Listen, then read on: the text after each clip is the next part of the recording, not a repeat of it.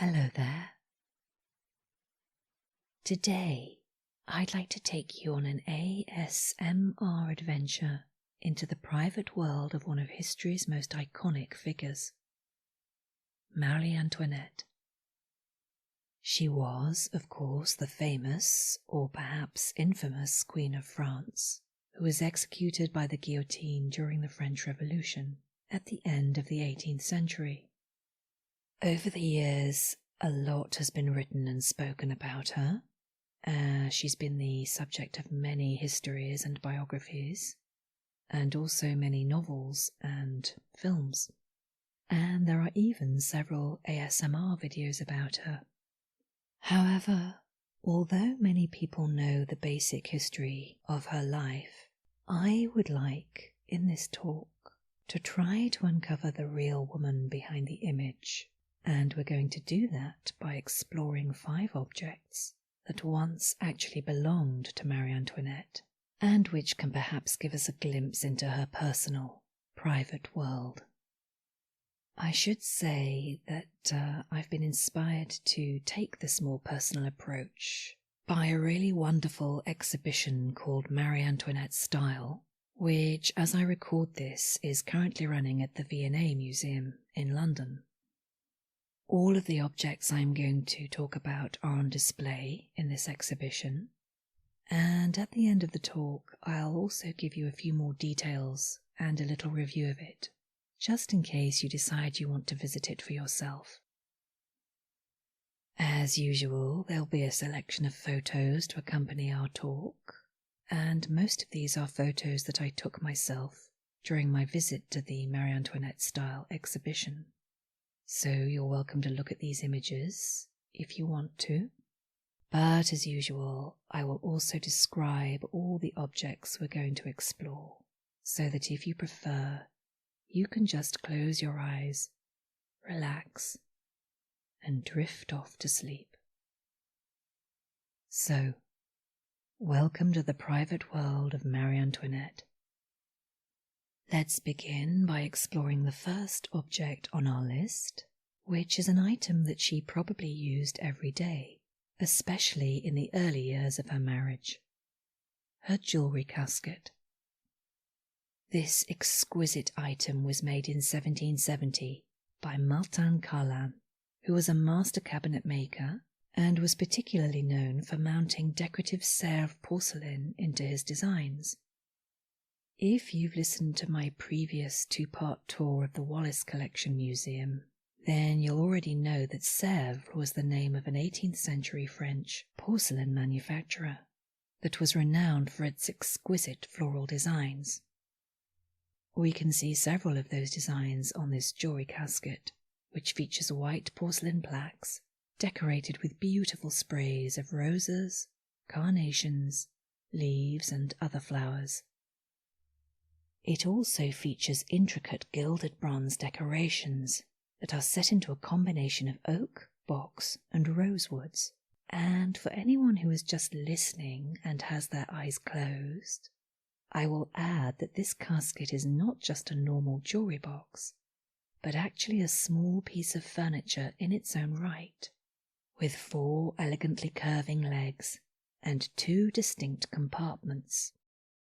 On the top, there's the large rectangular casket itself, which would have been used for storing jewellery and other precious objects, and which features an ornate gilded bronze lock.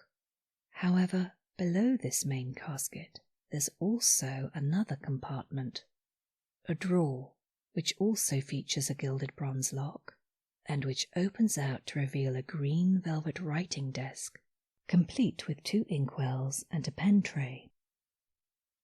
So, for all its ornate beauty, this casket is also a practical piece of furniture with multiple uses, and it also contains a secret, because the green velvet surface of the writing desk is hinged and can be lifted up to reveal a hidden compartment below.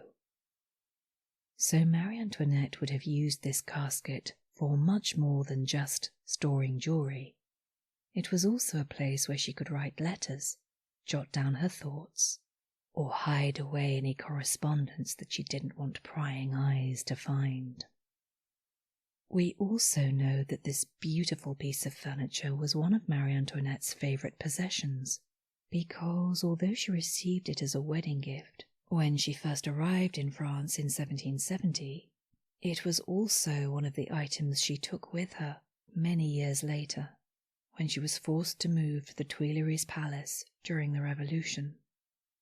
For 19 years, throughout nearly the whole of her married life, and through the personal turmoil caused by the Revolution, this jewel casket remained with Marie Antoinette in her private chambers.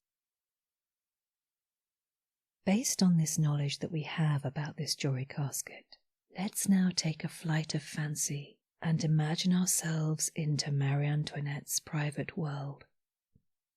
We can imagine that the young Marie Antoinette, who was married to the French Dauphin and sent to France from her home in Vienna when she was still just a child of 14, would have been delighted to receive such an elegant and grown-up gift as a wedding present.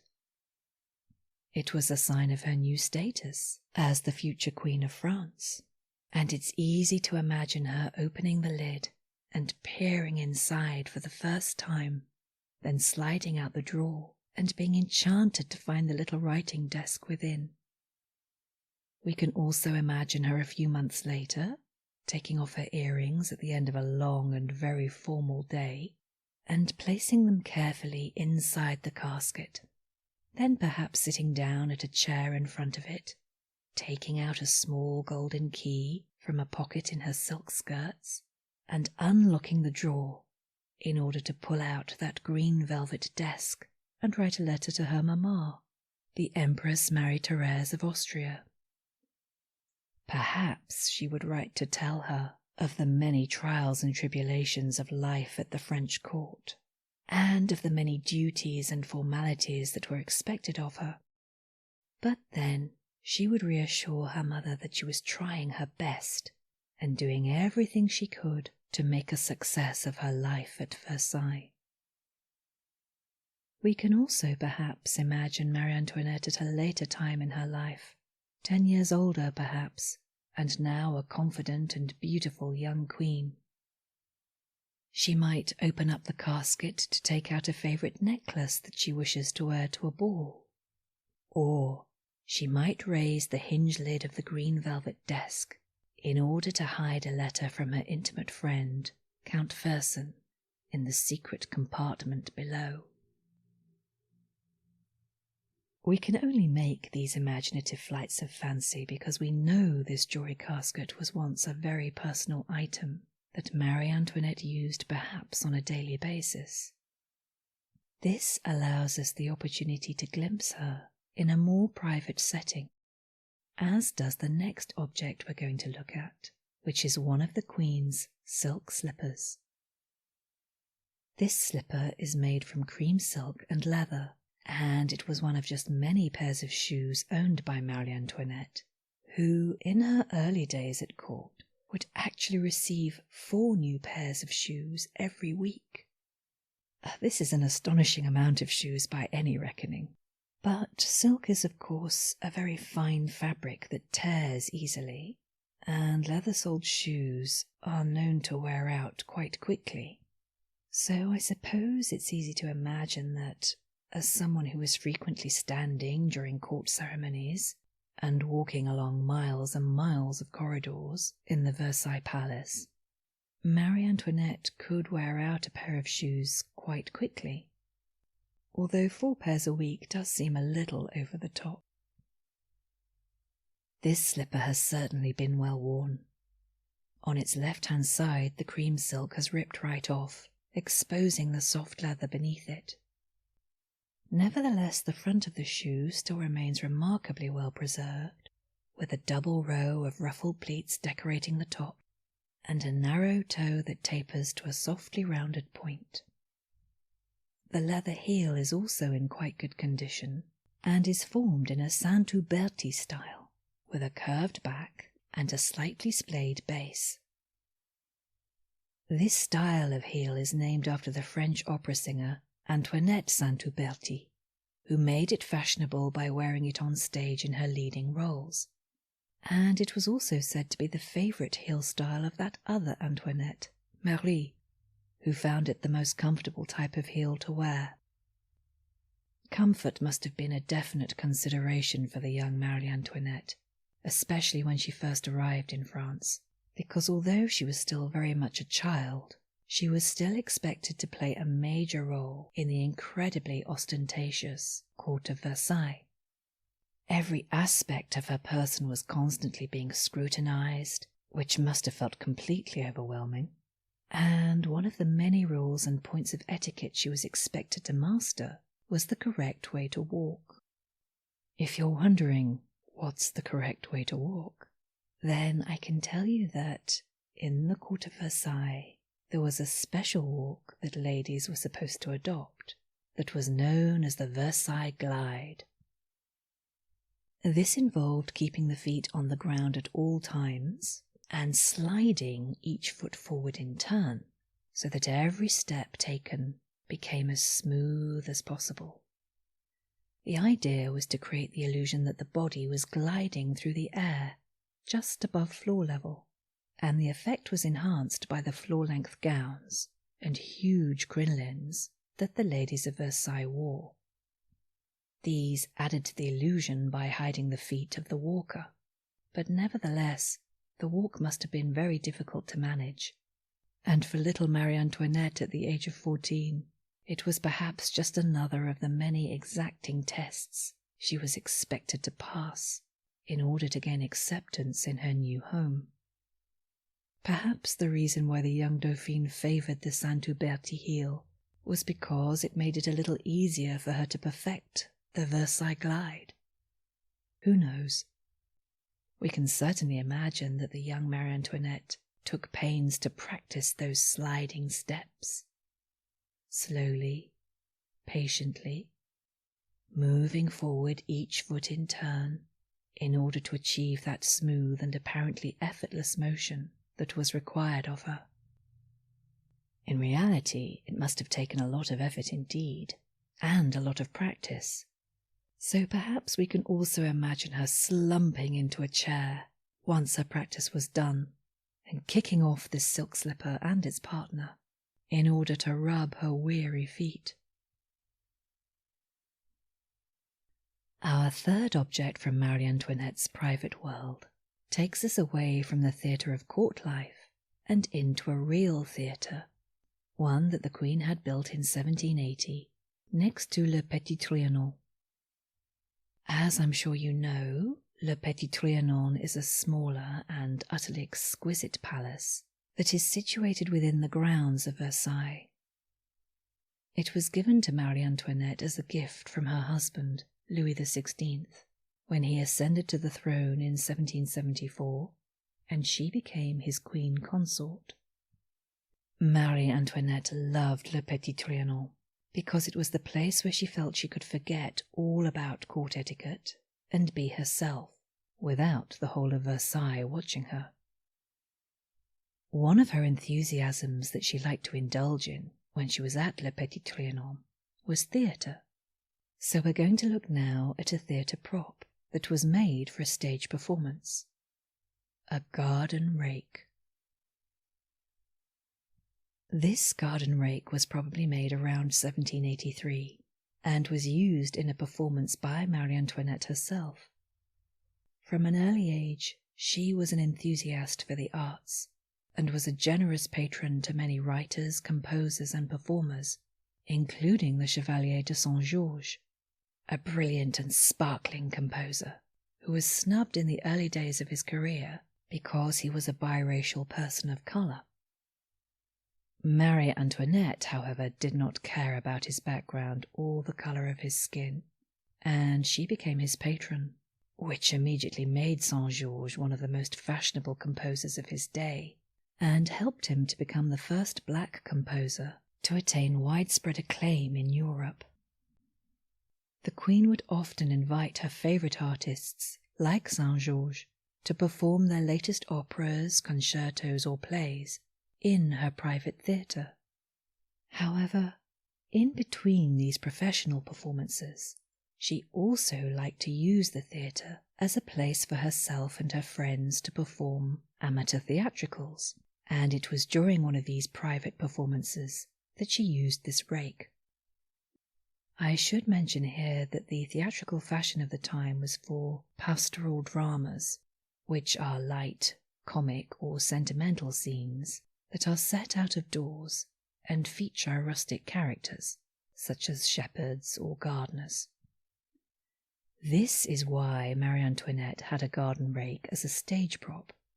She was probably playing a gardener, and in fact this rake is one of a set of theatrical gardening tools that were used by her in the same performance. All of them have obviously been made for theatrical purposes. Their dainty size, braided handles and silk ribbon rosettes mark them out as purely decorative pieces that were designed to be used only on a stage. However, the popularity of pastoral dramas at the time, and Marie Antoinette's fondness for them, perhaps helped to contribute to the myth that she was prone to dressing up as a shepherdess or a peasant and pretending to farm or garden in her hamlet at Le Petit Trianon. In reality, this was not the case at all. The Queen, like many other people up until this day, simply enjoyed taking part in amateur theatricals and performing as part of an on-stage ensemble. However, the lie that she liked to continue the fantasy off-stage and parade about dressed as a shepherdess was one of the many spiteful rumours that was circulated by her enemies in the run-up to the French Revolution, in order to make her appear out of touch with her own people. Let's take a moment now to imagine Marie Antoinette standing backstage in her theatre. She's holding this rake in her hands and preparing to make her entrance on stage. Perhaps she's running over her lines in her head, mouthing them silently to herself behind the curtain and waiting for her cue. Perhaps also she's twisting this rake in her hands to try and dispel her performance nerves.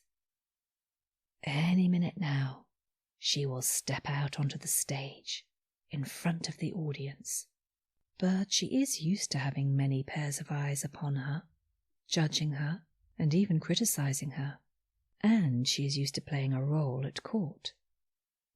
So perhaps, even though she is nervous, we can also imagine that she is relishing the opportunity to play in a role that she has, for once, actually chosen for herself, in a performance that does not carry such high stakes as the one she is forced into at court. She hears her cue, takes a deep breath, walks on stage, and raises her garden rake to show it to the audience. Her heart is beating fast, but she remembers her lines, speaks them clearly, and, for once, has the relief and reassurance of seeing the many people watching her cheer and applaud her efforts. Our fourth object takes us back into a more personal realm and into a delicate world of fragrance.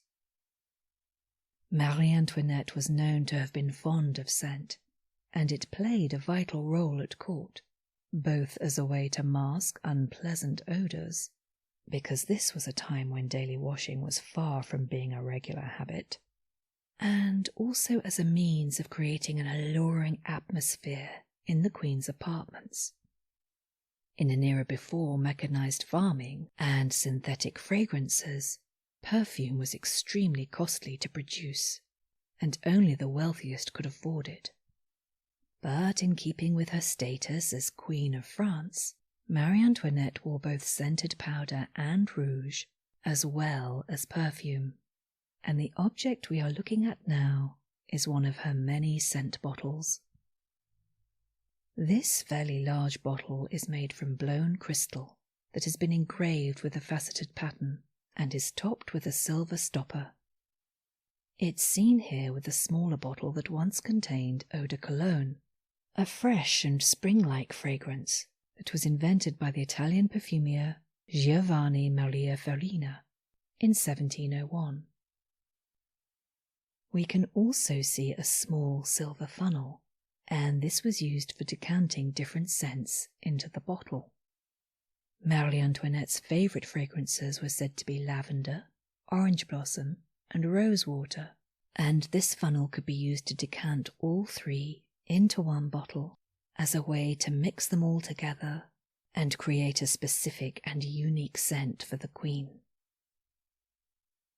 We can imagine Marie Antoinette picking up this scent bottle and tilting it to her wrist or her handkerchief to release the beautiful fragrance within. However, this bottle would not have been placed on the Queen's dressing table. Instead, it was part of a larger nécessaire de voyage, or travelling case, which she would have taken with her when going on journeys. The nécessaire was essentially a piece of luggage, but a very extraordinary one, because it was designed to hold everything that its royal owner could possibly need on a journey, including a silver basin and jug for washing, scent bottles and funnels, like the ones we see here, jars for medicines, boxes for face, hair and tooth powder, soap, brushes and combs, tweezers and scissors, and, of course, a mirror. In effect, the nécessaire was a travelling dressing table and bathroom combined. However, it also performed the function of a picnic basket, with cutlery, crockery, and even a hot chocolate maker, and it contained space for a portable writing desk and a pencil case, as well as a pair of candlesticks, so that if the Queen wanted to write a letter while she was travelling, she would always have a light to see by. In total, the nécessaire weighed about 50 kilograms and measured over 80 centimetres in length, so it was quite heavy and cumbersome for a travel kit, but it also neatly combined everything that the Queen might need in her carriage while she was travelling. In the earlier part of her reign, such journeys would be taken to Paris or to her chateau at Saint-Cloud, where she liked to take private holidays with her children.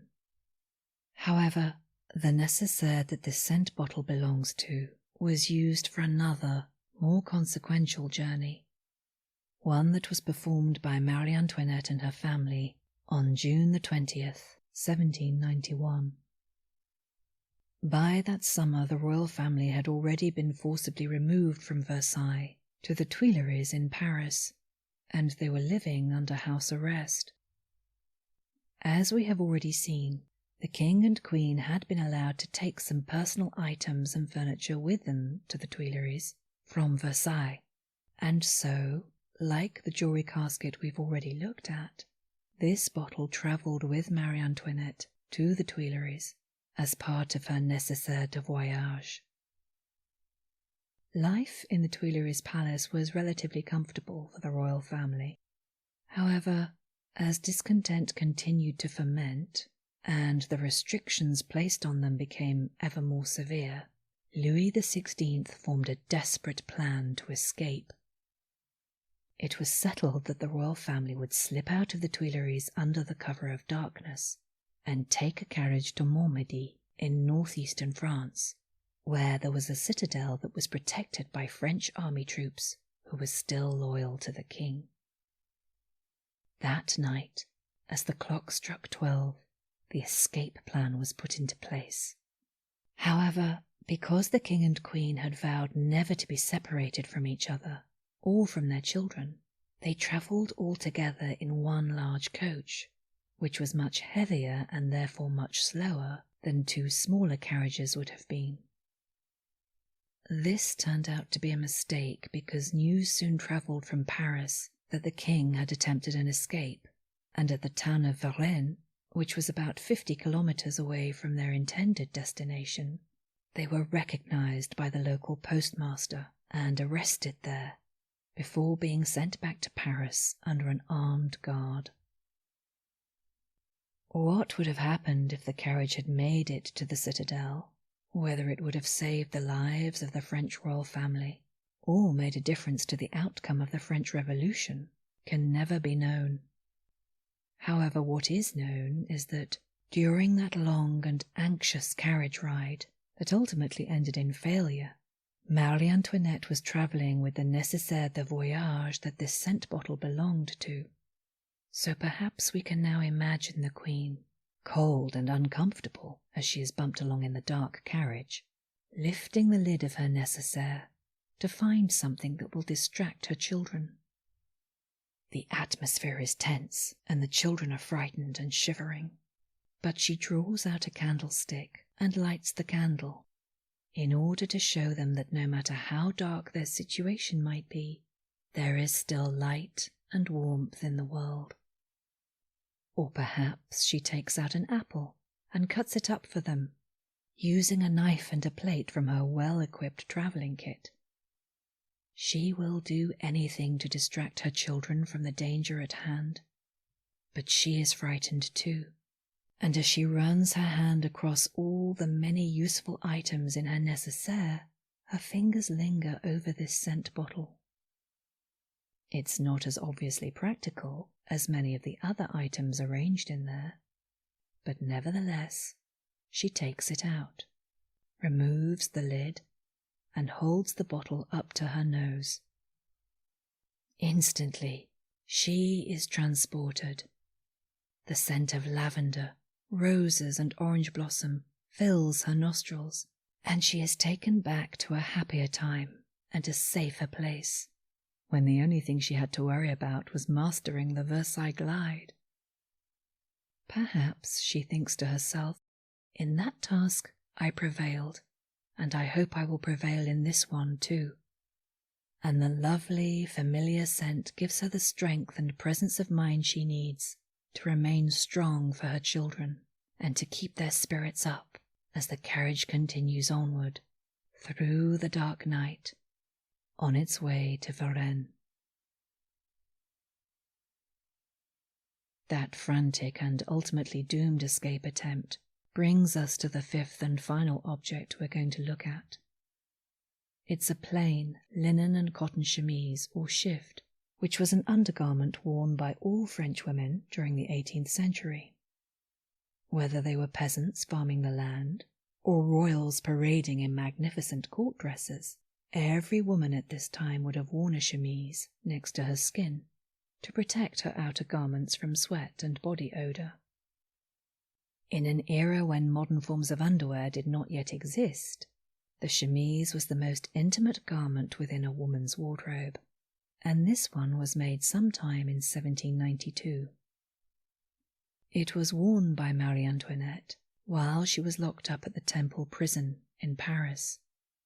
She had been imprisoned there in August of that same year, after an armed mob invaded the Tuileries and massacred most of the king's royal guard, as well as many of the palace servants.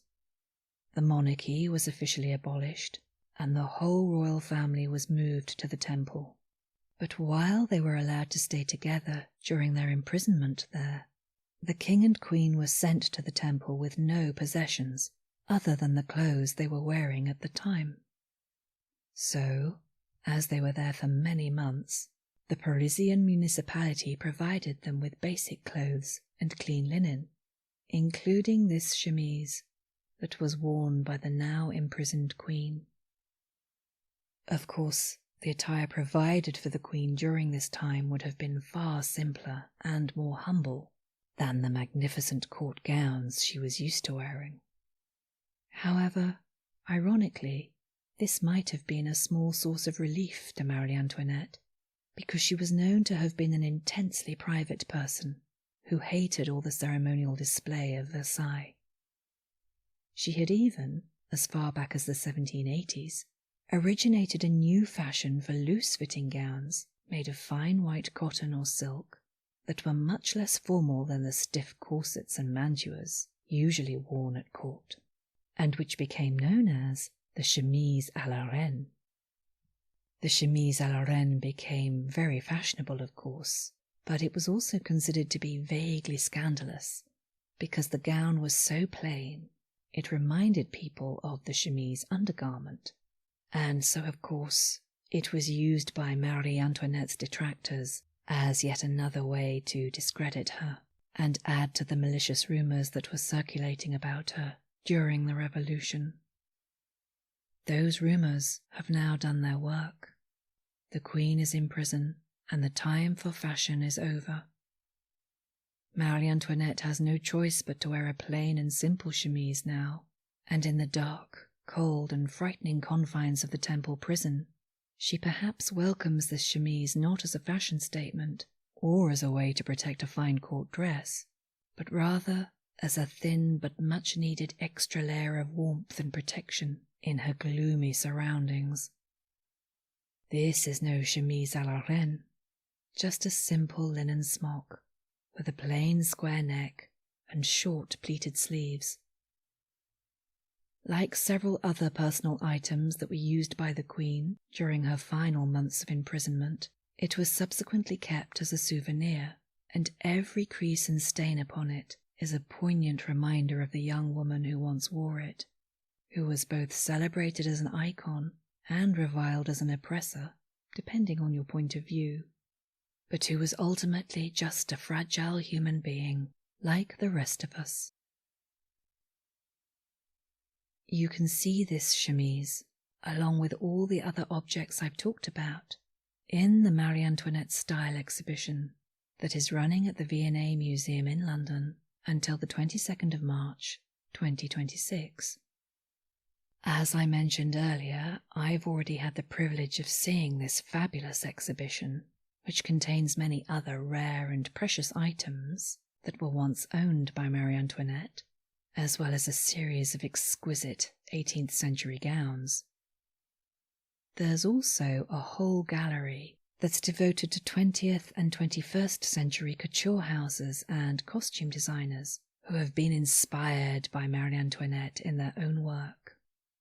The designs include works from the houses of Christian Dior, Valentino, Missoni, and the shoe designer Manolo Blahnik, who has often acknowledged Marie Antoinette as a creative muse and who has been instrumental in bringing this exhibition to the V&A.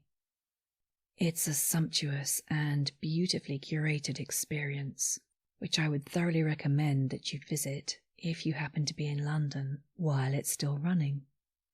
However, if you're listening to this talk at a future date, long after the exhibition has closed, then do not despair.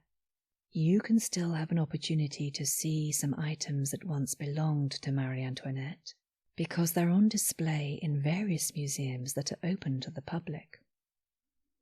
There is, of course, a large collection of her belongings at Versailles, but you can also see items that once belonged to her at the Musée Carnavalet in Paris, at the Wallace Collection in London, and at the Metropolitan Museum in New York. So, wherever and whenever you're listening to this, there are still opportunities for you to encounter Marie Antoinette's private world, and if you do, I hope this small exploration into her life has been inspiring for you. That brings us to the end of our talk about the private world of Marie Antoinette, and I hope you've enjoyed it. I hope too that you can join me again soon for another ASMR adventure. And until then, thank you for your company. Goodbye.